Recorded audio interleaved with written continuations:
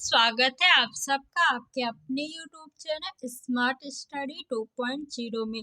आज के इस वीडियो में मैंने हिंदी के 20 क्वेश्चंस लिए हैं। ये आपके लिए मॉक टेस्ट है। वीडियो के लास्ट में आप लोग बताइएगा कि 20 में से आपके कितने क्वेश्चन सही हुए। तो चलिए फ्रेंड्स, वीडियो को स्टार्ट करते हैं। प्रकृति का सुकुमार कवि किसे कहा जाता है?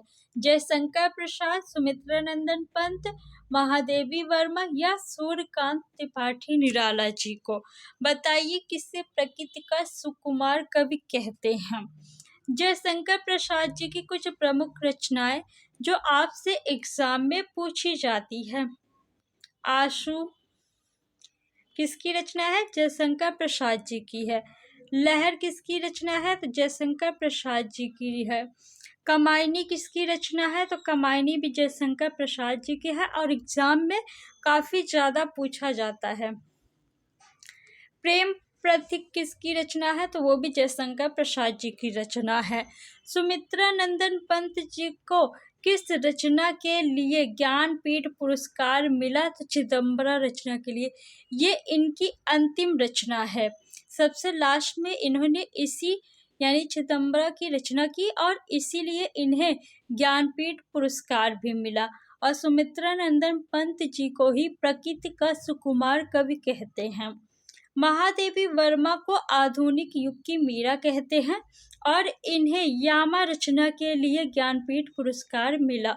सूर्यकांत त्रिपाठी निराला जी की प्रमुख रचनाएं।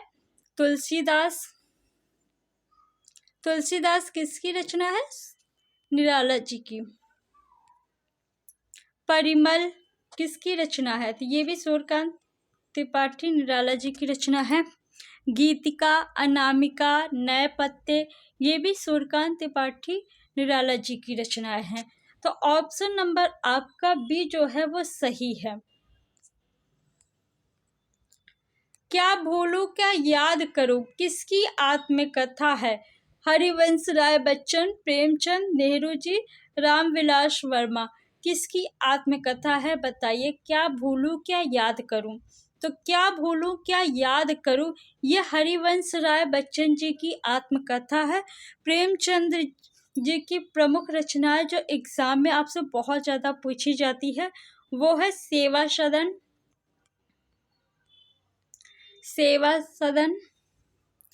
गबन, कर्मभूमि, गोदान,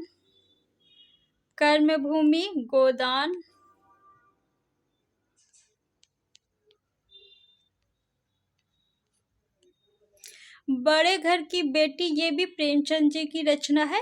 तो ये रचनाएं एग्जाम में आपसे ज्यादातर पूछी जाती हैं, तो आप इन्हें भी याद रखिएगा। और क्या भूलूं क्या याद करूं हरिवंश राय बच्चन जी की आत्मकथा है। प्रवृत्ति का विलोम शब्द है, तो प्रवृत्ति का विलोम शब्द क्या होगा? निवृत्ति होगा। अगर आपसे पूछे कि प्रवृत्ति में उपसर्ग क्या लगा है तो इसमें कौन सा उपसर्ग लगा है? प्र लगा है। और निवृत्ति में कौन सा उपसर्ग लगा है? तो नि उपसर्ग लगा है। ऑप्शन नंबर सी आपका सही है। त्रुटि सूचक विराम चिन्ह को चुनिए। इसमें कौन सा विराम चिन्ह त्रुटि सूचक है आपको बताना है। तो ये आपका तुल्यता सूचक विराम चिन्ह है। तुल्यता सूचक विराम चिन्ह। ये आपका विस्मयादि बोधक विराम चिन्ह है और ये आपका योजक चिन्ह है। ऑप्शन नंबर सी जो है ये आपका त्रुटि सूचक विराम चिन्ह है। जब हम लिखते हैं और कोई शब्द छूट जाता है तो हम इस चिन्ह को लगाकर वहीं पे ऊपर जो है उस शब्द को लिख देते हैं। सेवक का पर्यायवाची शब्द है। भित्त, भानु, कुंजर, कर। कौन सा सेवक का पर्यायवाची शब्द है आपको बताना है। कर मीन्स होता है हाथ। कुंजर जो है किसका पर्यायवाची शब्द है? तो हाथी का। हाथी का पर्यायवाची शब्द गज भी होता है। भानु किसका पर्यायवाची शब्द है? तो सूर्य का पर्यायवाची शब्द भानु है। दिनकर, दिवाकर, रवि, भास्कर, ये भी सूर्य के पर्यायवाची शब्द है। भित्त जो है ये किसका पर्यायवाची शब्द है? तो सेवक का पर्यायवाची शब्द है भित्त। ऑप्शन नंबर ए आपका सही है। सेवा सदन किसका उपन्यास है? अभी मैंने आपको बताया भी है, बताइए किसका उपन्यास है? राजेंद्र यादव, प्रेमचंद, प्रसाद, रांगे, राघव। सेवा सदन किसका उपन्यास है? प्रेमचंद जी का है। इनकी कुछ और प्रमुख रचनाएं जो एग्जाम में आपसे ज्यादातर पूछी जाती है: गबन, कर्मभूमि,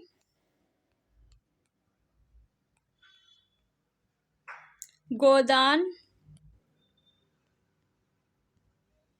बड़े घर की बेटी, ये मुंशी प्रेमचंद जी की रचनाएं हैं। निम्नलिखित में से शुद्ध वर्तनी वाला शब्द है। किसकी वर्तनी शुद्ध है आपको बताना है। आप लोग बताइए, तब तक मैं आपको कुछ और बता देती हूँ जो एग्जाम में काफी ज्यादा पूछा जाता है। कवयित्री, ये एग्जाम में आपसे काफी ज्यादा पूछते हैं।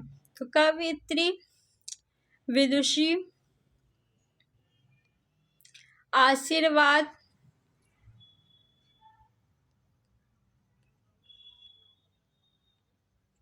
एग्जाम में बहुत ज्यादा पूछा जाता है। उज्ज्वल, ऑप्शन नंबर बी जो है आपका सही है। व्याप्त में संधि है, कौन सी संधि है आपको बताना है। गुण संधि, दीर्घ संधि, यड़ संधि या अयादि संधि। देखिए संधि का संधि का अर्थ क्या होता है? तो संधि का अर्थ होता है मेल। अब मेल हो रहा है तो किसका मेल होगा? वर्णों का मेल। ठीक है। संधि कितने प्रकार की होती है? 3 प्रकार की होती है: स्वर संधि, व्यंजन संधि और विसर्ग संधि। स्वर संधि जो है वो 5 प्रकार की होती है: दीर्घ संधि, गुण संधि, यड़ संधि, विद्ध संधि और अयादि संधि। आपको बताना है कि व्याप्त में कौन सी संधि है। तो जब भी या और वा के साथ कोई आधा अक्षर आ जाए तो वहां पे कौन सी संधि होती है? यड़ संधि होती है। मैंने आपको कई बार बताया है। अगर आपने इससे पहले के मॉक टेस्ट नहीं देखा है तो जाके चैनल पे देख लीजिए। गुण संधि की पहचान क्या है? तो जब किसी शब्द के बीच में ए या ओ की मात्रा दिखे तो वहां पे गुण संधि होती है। दीर्घ संधि की पहचान क्या है? जब बीच में आपको दीर्घ आ, दीर्घ ई या दीर्घ उ की मात्रा दिखे तो वहां पे दीर्घ संधि होगी। जैसे विद्यालय,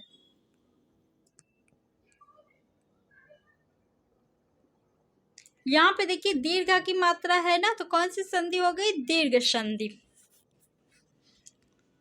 नेक्स्ट क्वेश्चन, जो देखने में प्रिय लगता हो वाक्यांश के लिए दिए गए विकल्पों में से सर्वाधिक उपयुक्त विकल्प चुनिए।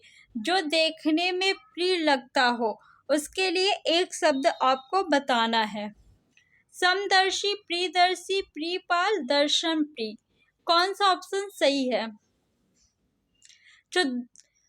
जो देखने में प्रिय लगता है उसे हम क्या बोलते हैं? प्रियदर्शी। ऑप्शन नंबर बी आपका सही है। निम्नलिखित में से तत्सम शब्द कौन सा है? आपको बताना है कौन सा तत्सम शब्द है या किसकी वर्तनी शुद्ध है। तो ऑप्शन नंबर सी जो है प्रतिनिधि, ये सही है आपका। कौन सा शब्द भ्रमण का पर्यायवाची शब्द नहीं है आपको बताना है। तो भ्रमण का पर्यायवाची मिलिंद होता है, सिलीमुख होता है, चंचरीक भी होता है, शलभ जो है ये नहीं होता है। तो ऑप्शन नंबर ए आपका सही है। निम्न में से शुद्ध वाक्य चुनिए। फ्रेंड्स क्वेश्चन नंबर 7, 8 और 14 ये आपके जो है इसे हम लास्ट में करेंगे। तो निम्न में से शुद्ध वाक्य बताइए आप कौन सा है। सभी लोगों में कपिल अधिक श्रेष्ठ है। देखिए श्रेष्ठ है तो ये अधिक शब्द नहीं लगेगा, श्रेष्ठ के साथ न अत्यंत लगेगा न सर्वाधिक लगेगा। तो ऑप्शन नंबर ए, सी और डी आपका गलत हो गया। बचा कौन सा ऑप्शन? ऑप्शन नंबर आपका बी, सभी लोगों में कपिल जो है वो श्रेष्ठ है, ये सही है। सभी लोगों में कपिल श्रेष्ठ है, ऑप्शन नंबर बी आपका सही है। गंगा जल उठाना मुहावरे का अर्थ है। गंगा जल उठाना मुहावरे का अर्थ बताना है। गंगा नहाना, एक पात्र में गंगा जल भरना, शपथ लेना, गंगा से जलता दीपक उठाना। आपने अपनी मम्मी के मुँह से या दादी नानी के मुँह से, किसी के मुँह से सुना होगा, जब कोई झूठ बोलता है तो कहते हैं ना, क्या गंगा जल उठा के कह सकते ये बात? तो गंगा जल उठाने यानी शपथ लेना, ऑप्शन नंबर सी आपका सही है। सृष्टि का विलोम शब्द है, तो सृष्टि का विलोम शब्द क्या होगा? सृष्टि का विलोम शब्द होता है प्रलय, और व्यष्टि का विलोम शब्द क्या होता है? समष्टि। निम्नलिखित शब्दों में से कौन सा तत्सम है आपको बताना है। भौजी, भौजाई, भातृजाया या जोड़ू, बताइए कौन सा तत्सम शब्द है।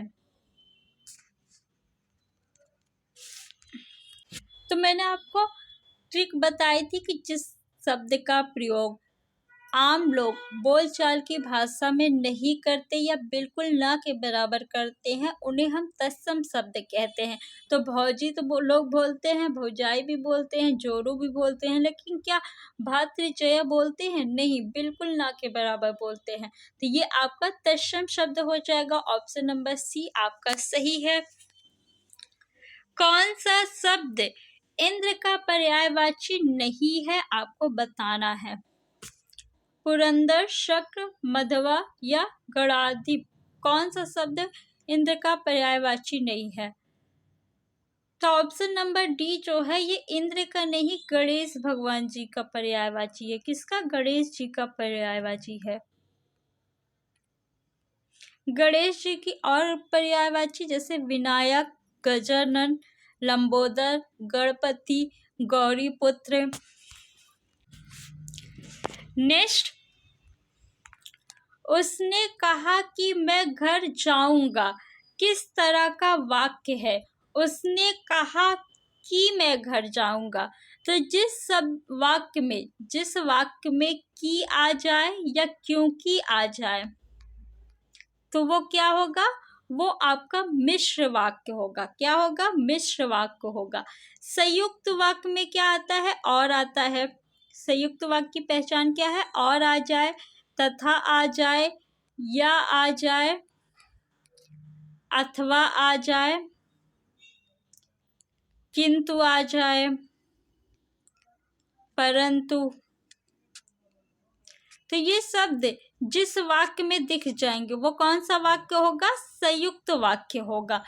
कि क्यों दिख जाए? तो मिश्र वाक्य। और जिस वाक्य में इनमें से कोई भी शब्द ना दिखे वो क्या होगा? सरल वाक्य होगा। ऑप्शन नंबर सी आपका सही है। तो फ्रेंड्स, जो क्वेश्चन छूट गए थे अब हम उन्हें कर लेते हैं। स्वजाति का विलोम शब्द है। स्वजाति यानी एक ही जात, अपनी ही जाति का। तो स्वजाति का विलोम क्या हो जाएगा? आजाति, कुजाति, सुजाति या विजाति। तो देखिए आजाति नहीं होगा, न कुजाति होगा, न सुजाति। सुजाति का विलोम कुजाति हो जाएगा। ठीक है। स्वजाति का विलोम क्या हो जाएगा? विजाति। स्वजाति यानी एक ही जाति का, विजाति यानी अलग अलग जाति के व्यक्ति। ठीक। ऑप्शन नंबर डी आपका जो है वो सही है। अध्यक्ष व अधिष्ठाता में उपसर्ग है। देखिए इसमें अधि उपसर्ग आपको दिख रहा है। अध्यक्ष जो है इसका अगर हम छंद विच्छेद करेंगे तो अधिधन अच्छ बनेगा। इसमें अधि जो है आपका ये क्या है, उपसर्ग है। उपसर्ग क्या होता है, शब्दांश होता है, यानी शब्द का अंश। उपसर्ग किसी भी शब्द के आदि में लगकर उसके अर्थ को परिवर्तित कर देता है। ऑप्शन नंबर ए आपका सही है। प्रति उपसर्ग से बनने वाले शब्द क्या हो जाएंगे, प्रतिमान हो जाएगा, प्रतिदिन हो जाएगा,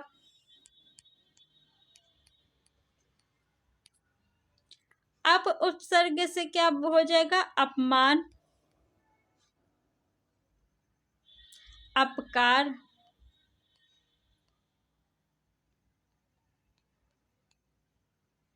ठीक है। प्रतिमान और प्रतिदिन में अगर आपसे पूछे कौन सा समास है तो इसमें अव्ययी भाव समास है। और अगर आपसे पूछे कि अध्यक्ष में कौन सा समास है तो इसमें भी अव्ययी भाव समास है। और इसमें अगर संधि पूछे कौन सी संधि है तो इसमें कौन सी संधि हो जाएगी, तो यड़ संधि होगी। कौन सी संधि, यड़ संधि होगी। तो फ्रेंड्स एक क्वेश्चन और बचा है, इसे भी हम लोग कर लेते हैं। एक तो करेला दूजे नीम चढ़ा, लोकोक्ति का अर्थ है, बताइए क्या होगा। एक तो करेला, करेला कैसा होता है, तीखा होता है।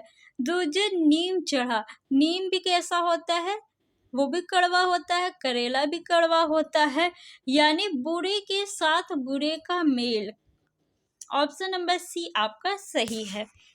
तो फ्रेंड्स आपके 20 में से कितने क्वेश्चन सही हुए कमेंट बॉक्स में कमेंट करके बताइए। वीडियो अच्छा लगा तो वीडियो को लाइक करके अपने फ्रेंड्स में शेयर कर दीजिए और चैनल को सब्सक्राइब कर लीजिए, क्योंकि यहाँ पे आपको कम समय में अधिक क्वेश्चन पढ़ाए जाते हैं और वो भी व्याख्या सहित।